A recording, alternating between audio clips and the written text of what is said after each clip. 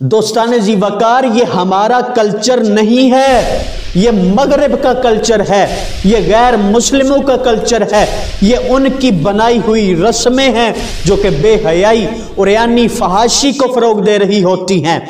اپنی ملت پر قیاس اقوام مغرب سے نہ کر، خاص ہے ترکیب میں قوم رسول ہاشمی صلی اللہ علیہ وسلم۔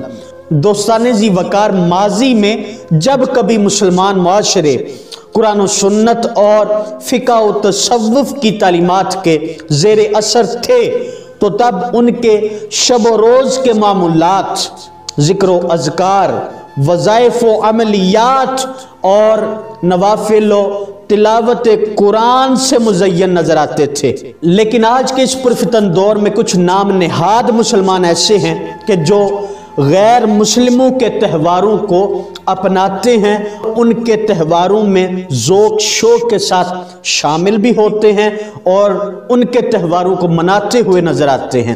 جب ان کو روکا جاتا ہے، ٹوکا جاتا ہے تو الٹا دین اسلام کے اوپر انگلی اٹھانا شروع کر دیتے ہیں۔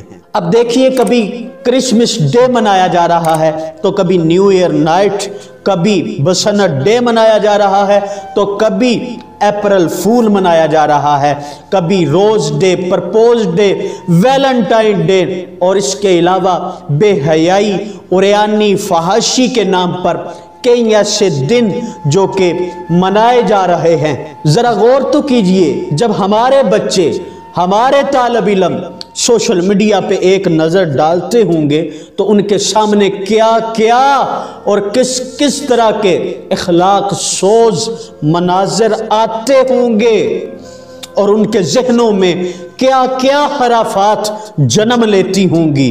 بدقسمتی سے ہمارا جو میڈیا ہے وہ بھی غیر مسلموں کے تہواروں کو ہوا دے رہا ہوتا ہے۔ ان ڈیز پر ہلا گلا کے نام پر کس طرح طوفان بدتمیزی جو کہ امڈ آتا ہے۔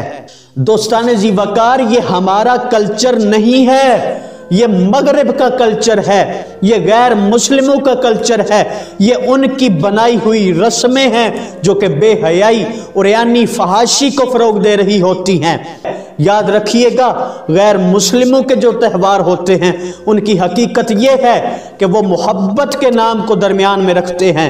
اصل میں وہ نوجوان نسل کو، نوجوان لڑکوں کو، نوجوان لڑکیوں کو تباہی کے گھڑے کی طرف دھکیل رہے ہوتے ہیں۔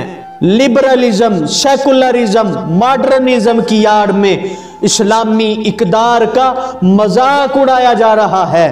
اگر کوئی شخص ان کے خلاف آواز بلند کرتا ہے، ان کے خلاف احتجاج کرتا ہے تو اسے انتہا پسند کہا جاتا ہے، بنیاد پرست کہا جاتا ہے، اسے تنگ نظر قرار دے دیا جاتا ہے۔ ہم نے ان کے طریقہ کار کی طرف نہیں دیکھنا، ہم نے ان کے تہواروں کی طرف نہیں دیکھنا۔